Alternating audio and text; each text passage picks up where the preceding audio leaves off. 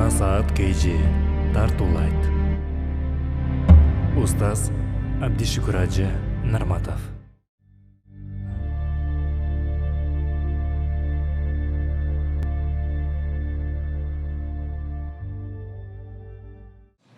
Урматтуу мусулман бир тууган, ихсас му'лим.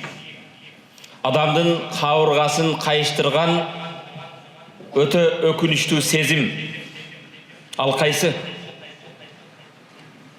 50 жыл, 60 жыл, 40 жыл өмүр жашап, өлүм төшөгүндө жаткан кезде, тилибизге эң муктаж болгон кезибизде, тилибиз кыянат кылып, ашхаду ан ла илаха иллаллах ва ашхаду анна Мухаммадан Расулуллах, же болбосом ла илаха иллаллах Мухаммадур Расулуллах деп аманат жаныбызды ээсине бере албай калсак.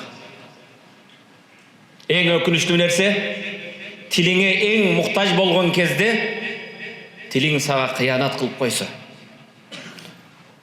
Ажеке, бул оңой келимени айтыш деп ойлобогун.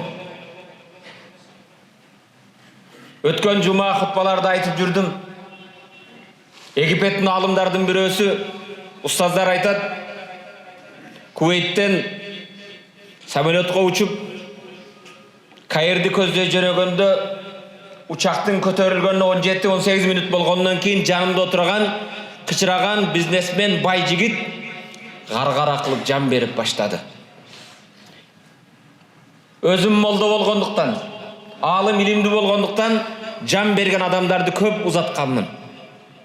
Пайгамбарыбыз саллаллаху алейхи вассаламдын хадисине амал кылдым. Пайгамбар лаккину маутакум ла илаха иллаллах, жан бере турган майиттерге келимен айтып эскерткиле дейт, талкин кылгыла, кулагына айткыла дейт. Жанымдагы жигитке ла илаха иллаллах деп эскертсем, ал жигит шантаты жогоруда дипломатымды алып бериң деди дейт.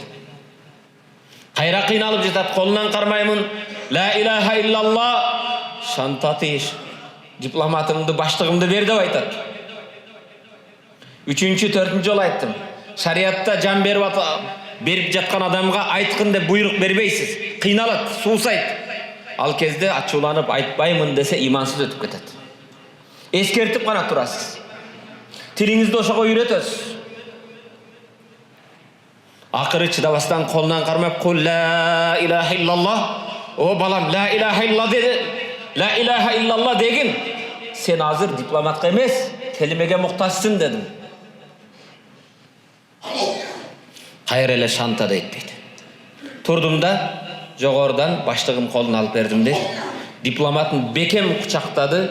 Билбеймин, ичинде алтын барбы, күмүш барбы, бриллиант барбы, долларбы, евробу. Гар деп туруп жан берди дейт. Келимесиз кетти. Өкүнүчтүү нерсе, ошондой төшөктө жаткан кезде тилибиз келимеге келбей калса.